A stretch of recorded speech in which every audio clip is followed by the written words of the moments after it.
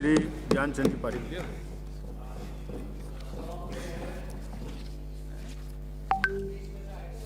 हमारा सपना है ना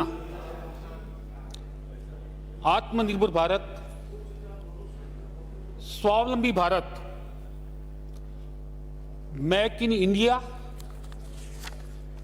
और मेक फॉर वर्ल्ड। मात्र हमारे लिए नहीं,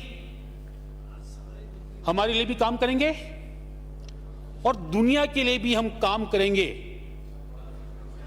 और उसी दिशा में हमारी केंद्र सरकार, पर हमारी राजस्थान सरकार की उसमें कितनी सहभागिता होनी चाहिए। अगर दूसरे राज्यों के आप आंकड़े देखेंगे ना तो लगेगा कि हम अन्य राज्यों की तुलना में कहीं ना कहीं पीछे हैं। काम क्या हमारा? देश में बुराई करना और देश के बाहर जाकर भी विदेश में देश की बुराई करना, उससे यह सपना साकार नहीं होगा। और आज खुशी होती है, हमको सुकून मिलता है, गौरव की अनुभूति होती है कि हमारे देश की पहले विश्व में कैसी छवि थी। भारत एक गरीब देश, भारत में पिछड़ापन है, भूखमरी है, सपेरों का देश। पर इन 9 वर्षों में जो हमने लंबी छलांग ली है, लंबी छलांग, कितनी लंबी छलांग? कभी किसी युग में वीर हनुमान ने लगाई थी लंका की, सीता की तलाश के लिए, और आज हमने लगाई। आज वो लंका तो दरिद्र हो गई, पर हम सोने की चिड़िया बनने के लिए लगातार आगे बढ़ रहे। 600 साल की गुलामी या 600 साल का संघर्ष, उसके बाद भी हमको जितना आगे बढ़ना था आजादी के बाद, अगर 75 सालों का आकलन करेंगे ना तो 9 सालों के काम गवाही दे देंगे आपको कि जो काम 9 सालों में हुआ है वो कभी नहीं हुआ। पहले क्या हुआ? हमको मुगलों ने लूटा, बाद में अंग्रेजों ने लूटा। पीड़ा इस बात की है कि आजादी के बाद में अपनों ने भी लूटने में कोई कमी नहीं रखी, और आज लूट बंद हुई ना तो ब्रिटेन, जिसके हम 200 साल तक लगातार गुलाम रहे ना, उसकी अर्थव्यवस्था को धकेलकर, उसको पछाड़कर हम विश्व की 5वीं सबसे बड़ी अर्थव्यवस्था के रूप में अपना नाम दर्ज करा चुके हैं। और 2027 तक जिस गति से हम चल रहे हैं ना, हम विश्व की 3री सबसे बड़ी आर्थिक ताकत होंगे। अरे कितना बड़ा आकार हो गया हमारा। 2014 में हमारी अर्थव्यवस्था का आकार 150 लाख करोड़, और 2022 में बढ़कर हम 232 लाख करोड़ तक पहुंच गए। 82 लाख करोड़ से भी ज्यादा, और मात्र 8 वर्षों में। और स्टार्टअप इंडिया में विश्व में हमारा 3रा स्थान। कितना तेजी से हम औद्योगिक दिशा में बढ़ रहे हैं। और परिणाम कैसा कि शुरू होने के 3 वर्षों में ही 104 यूनिकॉर्न, कोई मामूली बात नहीं, एक यूनिकॉर्न 8000 करोड़ का। और माननीय सभापति महोदय, दुख इस बात का भी होता है कि हमको भी देश के साथ लगातार कदम से कदम मिलाकर चलना चाहिए। इन 104 यूनिकॉर्न में राजस्थान में कहीं एक भी यूनिकॉर्न नहीं, तो माननीय मुख्यमंत्री को कहीं इस दिशा में प्रयास करने के लिए बारे भी चिंता करनी चाहिए। ये मेरा उनसे आग्रह रहेगा। और ये तो मोदी का जादू है जो चलाना तो पूरा विश्व मान रहा। हमारी जीएसटी का कलेक्शन देखो आप, ये बार बार मोदी की बुराई, देश की बुराई। उसने जो अच्छे काम किए ना, थोड़ा उसको देखकर हम यह क्या अच्छा कर सकते हैं, उस दिशा में बढ़ेंगे ना तो देश के लिए भी हमारे राजस्थान का योगदान हो जाएगा। जीएसटी का हमारा इस साल का कलेक्शन 17 लाख करोड़, और वो भी कैसे?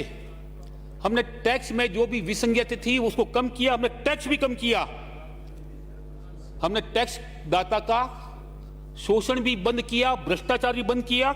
उसके बाद में हमने कलेक्शन बढ़ाया। इनकम टैक्स जो 2013-14 में था 6,39,000 करोड़ रुपया और टैक्स पेयर थे मात्र 1,30,00,000। अब 2023 देखो आप, 2 महीने बाकी, हमारा टैक्स कलेक्शन हो गया इनकम टैक्स के रूप में 14,71,000 करोड़ रुपया, मतलब दुगने से भी ज्यादा हमने स्लैब घटाया, टैक्स घटाया, सारी झंझटें मिटाई है हमने। किसी अधिकारी की हिम्मत नहीं कहीं जाकर जांच कर ले या रिफंड के नाम से, स्पुतनिक के नाम से कहीं पैसा लूट ले। समय पर रिफंड भी दिया, भ्रष्टाचार भी किया और स्वेच्छा से टैक्स देने वालों की संख्या भी बढ़ाई। माननीय सभापति महोदय, हमारी विदेशी मुद्रा एक काल में कैसी शर्मनाक स्थिति आई थी कि देश की अर्थव्यवस्था को चलाने के लिए हमने सोना तक गिरवी रखा था विदेशों में, और आज हमारी विदेशी मुद्रा 10 मार्च 2023 को 562.40 बिलियन अमेरिकी डॉलर, कोई मामूली नहीं होती, एक अमीर देश की यह पहचान है। जबकि मार्च 2014 में थी 304.02 अमेरिकी बिलियन डॉलर। 9 वर्षों में हमने 87% की बढ़ोतरी की है, 87% की, 258 बिलियन डॉलर की। और उसके बाद भी देश की बुराई करें, उसके बाद भी पेट में दर्द। खुद को अमीर नहीं बनाया हमने, जो हमारे दुश्मन देश है ना उसको कंगाल बनाने का काम भी हमने किया है। हमने दुश्मन देश पाकिस्तान को कैसा कंगाल बनाया, रोज देखते टीवी में। और अब हमने चाइना का नंबर भी लगा दिया है। Make in India, made for world. China व अन्य देशों से हम खिलौनों का आयात करते थे 2018-19 में 2,960 करोड़ का, तो 2021-22 में घटकर मात्र 877.08 करोड़। 2,083 करोड़ का हमने खिलौना का, एक आइटम की बात कर रहा हूं मैं, हमने अपना आपको इतना आत्मनिर्भर बना दिया, बेहतर क्वालिटी, और 2,083 करोड़ का आयात कम। माननीय सभापति महोदय, हमारा निर्यात देखो आप, 2018-19 में हमारा निर्यात था 16 खिलौनों का 1612 करोड़ रुपया, और 2021-22 में बढ़कर 2601.5 करोड़ के खिलौनों का निर्यात हमने किया, लगभग 1,000 करोड़ ज्यादा।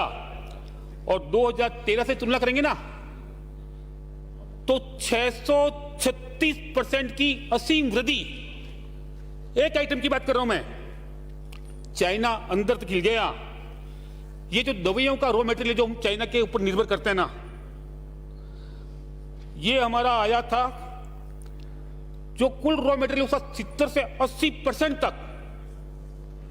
कोविड के बाद के 2 वर्षों में हमने 25% आयात कम किया। हमारा खुद का रॉ मटेरियल हिंदुस्तान की धरती से कहीं मिल सकता है, उसको निकाला और उससे दवाई बनाई। 25% हमने आयात कम किया, और आने वाले कल में धीरे धीरे ये भी कम हो जाएगा। माननीय सभापति महोदय, हालांकि चाइना से हमारा आयात कुल मिलाकर देखेंगे ना सब मुद्दे में तो बड़ा है। 2019 में हमारा आयात था चाइना से 70 बिलियन डॉलर, 3 सालों में बढ़कर 94 बिलियन डॉलर हुआ। यह सही है, पर कारण क्या? हमने कच्चा माल ज्यादा लिया, पक्का माल हमने लेना उसे बंद कर दिया। और कच्चा माल इसलिए दिया कि मेक इन इंडिया के जरिए हिंदुस्तान की धरती पर उसका निर्माण करके मेक फॉर वर्ल्ड के जरिए पूरे विदेशों में उसको बेच सके।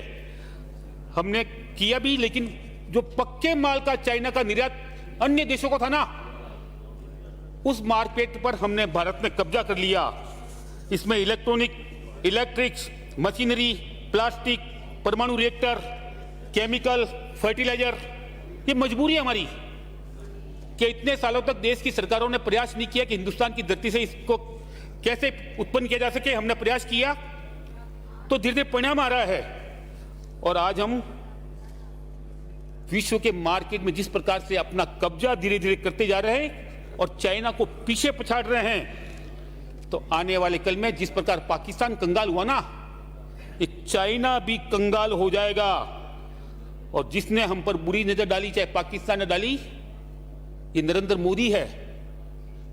जिसने नजर डाली ना, पाकिस्तान को कंगाल कर दिया, तबाह कर दिया, बर्बाद कर दिया, तो चाहे चाइना भी हो, अरे कितने भी आप उनसे न्याय लड़ा दो भाई, प्रेम की बातें कर लो। आप और मैं आने वाले कल में देखेंगे कभी पाकिस्तान का ऐसा असर हमने नहीं सोचा था, और वैसा ही असर चाइना का होगा, ये आने वाला कल में हम खुद देखेंगे। और माननीय सभापति महोदय, हमारी जो मैन्युफैक्चरिंग ग्रोथ है सभी आइटमों में मिलाकर 2013-14 में -0.8 और 21-22 में हमारी ग्रोथ हो गई 11.8%।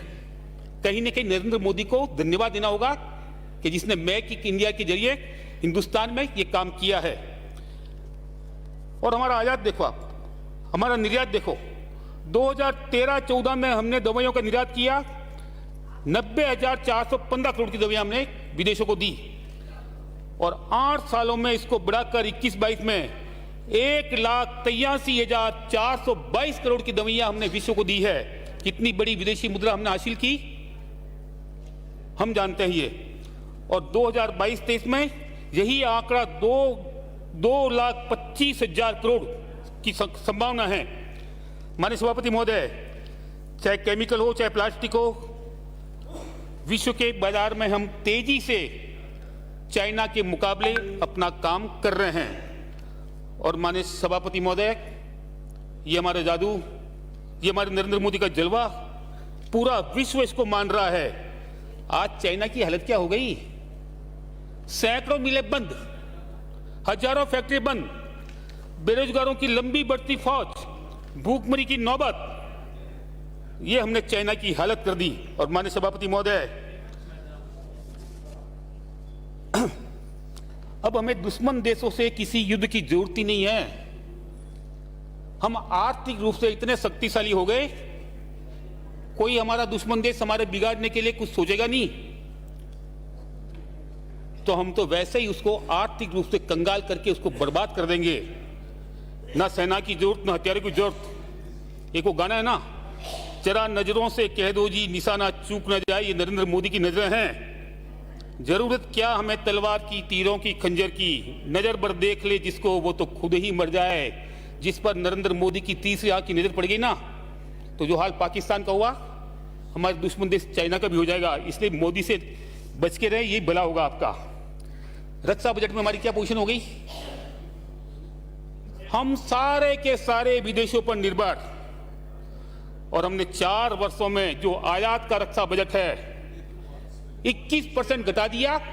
सेना को मैं चाइना और पाकिस्तान जैसे दुश्मन देशों की बात कर रहा हूं। मैं चाइना और पाकिस्तान के ऊपर बोल रहा हूं। माननीय सदस्य, हम सब भारत के हैं, हम सब एक हैं।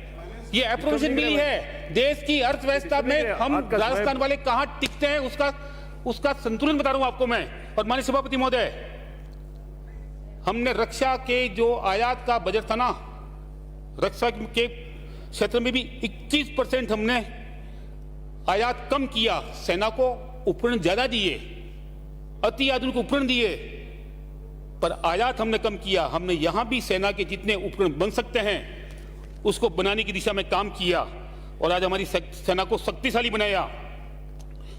2020-21 में रक्षा उपकरण के निर्माण हेतु पहली बार किसी देश के प्रधानमंत्री की कितनी गहरी सोच कि हमारे रक्षा के उपकरण हमारे देश में ही निर्मित हो जाए।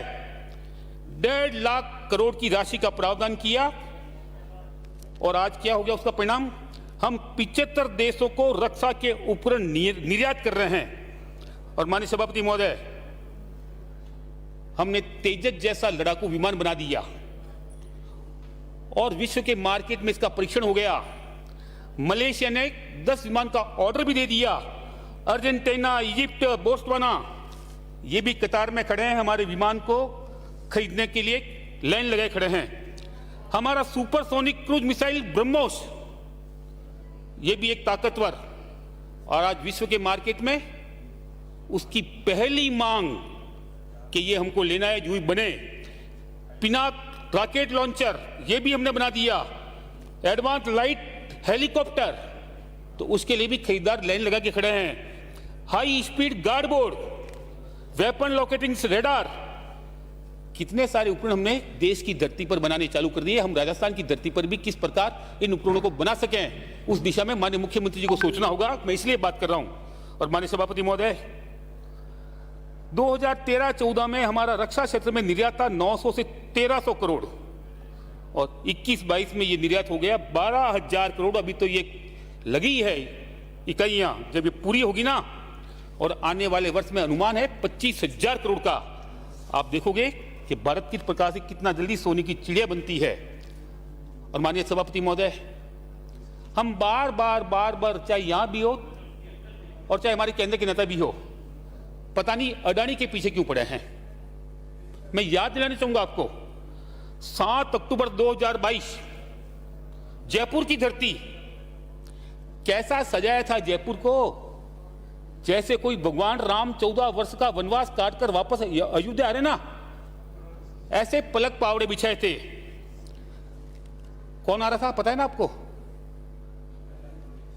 इन्वेस्टमेंट समिट में श्री गौतम जी अडानी आने वाले हैं, उनके स्वागत की तैयारी। खुश हो जाएंगे तो राजस्थान को बहुत कुछ देकर जाएंगे। काम हुआ, खुश भी हो गए वो आपके स्वागत से। और कुर्सी भी माननीय मुख्यमंत्री जी के बिल्कुल चिपटी कुर्सी, 65,000 करोड़ की परियोजनाओं के एमओयू पर वो दस्तखत करके गए। और माननीय मुख्यमंत्री जी ने बार बार भाषण में, मैंने कल उनका भाषण सुना पुराना, गौतम भाई गौतम भाई गौतम भाई गौतम भाई की रट लगाए हुए थे वो। और वहां केंद्र में आपके नेता दिन भर कोसते पानी पी के उसको। जिस उद्योगपति ने राजस्थान की धरती पर 65,000 करोड़ का निवेश का एमओयू किया है, हमें उसको धन्यवाद देना होगा, वरना आपके यहां कोई भी निवेश करता आएगा नहीं। ऐसे लोगों को यदि हमें ना प्रोत्साहित नहीं करेंगे, इनको संसाधन नहीं देंगे, सुविधा नहीं देंगे ना, तो राजस्थान पिछड़ा का पिछड़ा रहेगा। अरे उन्होंने तो उदयपुर में क्रिकेट स्टेडियम की भी है ना स्वीकृति दी। राज्य में 2 मेडिकल कॉलेज, उसकी भी वो हां भर के गए थे। माननीय सभापति महोदय, एक तरफ याराना और वहां उनके साथ कैसा बर्ताव। आज भी दिल्ली में आपके केंद्र के नेता उनके विरुद्ध में किस प्रकार का प्रदर्शन कर रहे हैं, जरा टीवी खोल के देख लेना। उस व्यक्ति ने देश की अर्थव्यवस्था में, देश के आर्थिक उत्थान में जिस प्रकार का योगदान दिया ना, हम देशवासियों का फर्ज बनता है कि ऐसे उद्यमों को हम प्रोत्साहित करें। और माननीय सभापति महोदय, ये कहते हैं ना, ये पब्लिक है, सब जानती है, ये पब्लिक है, अंदर क्या है बाहर क्या ये सब पहचानती, ये पब्लिक है। ये भरोसे मत रहना, पब्लिक जानती नहीं है। इस पब्लिक को सब पता है कि आपके अंदर क्या है बाहर क्या है। और वक्त आएगी ना, तो जैसे पहले किया ना, उसे भी 72 हालत आपकी करके रख देगी। और माननीय सभापति महोदय, अब राजस्थान की हालत देखो आप। हमारे स्वादिक क्षेत्र के कुल 45 उपक्रम और हमारी सरकार की पूंजी लगी उसमें 52,172 करोड़ रुपया, और इनका कुल घाटा कितना है अभी, ये हालात है राजस्थान के, देख लो आप थोड़ा। माननीय उपनेता प्रतिपक्ष, इनका कुल घाटा है 96,905 करोड़ का, इनके खुद के उपक्रम, वो इनसे संभलते नहीं, चलते नहीं। और बाहर की बातें करते हैं, 13 उपक्रम में ही 61,810 करोड़ का घाटा। थोड़ा वहां दिमाग लगाओ ताकि इन उपक्रम का घाटा कैसे कम कर सकें। ये राजस्थान की जनता का पैसा है, आपकी है ना, आपकी कमी की वजह से घाटा राजस्थान की सरकार को उठाना पड़ रहा है, इसको थोड़ा ठीक करो। और माननीय सभापति महोदय, ये पचपदरा की रिफाइनरी जो हमारी लाइफ लाइन है, कितनी अनदेखी उसकी। 18 अप्रैल 2017 को राजस्थान सरकार और हिंदुस्तान पेट्रोलियम के बीच में एमओयू हुआ था। हिस्सा था भारत सरकार का 74%। राजस्थान सरकार का 26% और 2017 में इसकी अनुमानित लागत थी 43,129 करोड़ रुपए। कोरोना की वजह से लगभग 1.5-2 साल काम बंद रहा। स्टील के भाव भी मार्केट में लगभग 45% बढ़ गए, इसकी लागत बढ़ गई। हमको भारत सरकार से जो MOU किया ना, उसके आधार पर 2500 करोड़ रुपए उनको देने हैं, 2500 करोड़ रुपए। 21 से वो लगातार कह रहे हैं कि आप अपने हिस्से का पैसा दो। हम पैसा नहीं दे रहे हैं, हम यह बंदरबात कर रहे हैं। केंद्र ने चेतावनी दे दी कि अगर आपने अपने हिस्से का पिछला बकाया 2500 करोड़ नहीं दिया ना, तो आपकी हिस्सेदारी 26% से घटाकर 16% कर देंगे। कितना बड़ा नुकसान हो जाएगा। आप तो दिसंबर में चले जाओगे अपना बोरा बिस्तर बांधकर, और ये खामियाजा हमको उठाना पड़ेगा। तो मेहरबानी करके जो ये पैसा है ना, इसका दे दो ताकि हमारी हिस्सेदारी कम नहीं हो। और माननीय सभापति महोदय, ये काम अगले वर्ष तक पूरा भी होना है। जितना जल्दी ये काम पूरा होगा उतना ही राजस्थान को इसका लाभ होगा। और लाभ कितना बड़ा, 1 लाख लोगों को इससे रोजगार मिलेगा। 1 लाख लोगों को प्रति वर्ष 9 million ton crude oil refine ये इसके माध्यम से होगा। 2 मिलियन टन पेट्रोकेमिकल्स वो इससे निर्मित होगा। इसलिए इस काम को जितना जल्दी हो जाए राजस्थान सरकार को पहले प्रयास करके इसको पूरा करवाना चाहिए, ताकि हमारी प्रदेश को इसका लाभ हो। अब जल जीवन मिशन हम बातें करते हैं लंबी लंबी, थोड़ा भारत सरकार का जो आंकड़ा है ना, रिपोर्ट है ना, वो देख लो आप। 33 राज्यों और केंद्र शासित प्रदेशों में हम 31वें स्थान पर, और माननीय मंत्री महोदय प्रेस में बयान देते हैं कि हम 30वें स्थान पर है।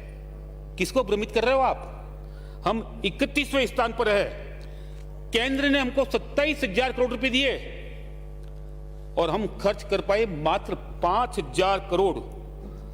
पानी को तरसते हमारे गांव, हमारी ढानियां, उसके बाद भी हमको चिंता नहीं है कि केंद्र का दिया हुआ पैसा किस प्रकार जितना जल्दी उपयोग में लाकर जनता को पानी पिला सके। हम टेंडर पर टेंडर कैंसिल किए जा रहे हैं और उसका खामियाजा हमको उठाना पड़ रहा है। यही हालत हमारे विद्युतीकरण के। केंद्र ने 26 जुलाई 2021 को 1022 करोड़ की राशि पंडित दीनदयाल ग्रामीण विद्युतीकरण योजना सौभाग्य के नाम से दी थी कि आपको 2.5 लाख घरों का अंधेरा खत्म करना है, अंधेरा मिटाना है। केंद्र का हिस्सा था माननीय सभापति महोदय 60% और 40% हिस्सा राज्य सरकार का। और दिसंबर 2021 तक हमको ये काम पूरा करना था, पर हमको कोई परवाह नहीं, कोई अंधेरे में रहे तो रहे, कोई चिंता नहीं हमको। आपके ही आग्रह पर सरकार ने अवधि 3 महीने बढ़ाई भी कि हमको मार्च 2022 तक की अवधि दे दो, फिर भी हमने काम नहीं किया। और खामियाजा क्या, ये राशि लैप्स हो गई, चली गई, और 2.5 लाख घर जिनको हम अंधेरे से मुक्ति दिला सकते थे वो अंधेरे में रह गए। माननीय सभापति महोदय, ये जो DMIC है ना, यदि राज्य सरकार सही तरीके से सही समय पर सारा काम कर देती ना, तो ये DMIC हमारे लिए वरदान साबित होती। केंद्र की बार बार की डांट, बार बार की फटकार, कोई असर नहीं राज्य सरकार के ऊपर। और माननीय उपनेता, आपको पता होगा, माननीय मंत्री महोदय ने खुद ने मेरे ध्यान आकर्षण पर खड़े होकर कहा था कि वाकई में हम बहुत पीछे हैं। हमारे अधिकारियों को दिल्ली जाते हुए सर्व महसूस होते कि हम क्या जवाब देंगे। 3 बार ये मुद्दा मैंने उठाया, 3 बार सरकार ने कहा हम पीछे हैं, पर आज भी वही कछुआ चाल।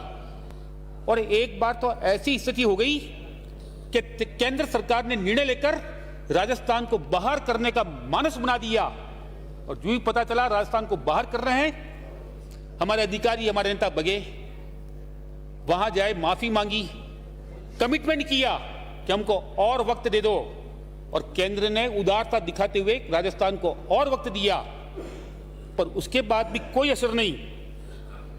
और आज भी वो काम बहुत कम गति से चल रहा है।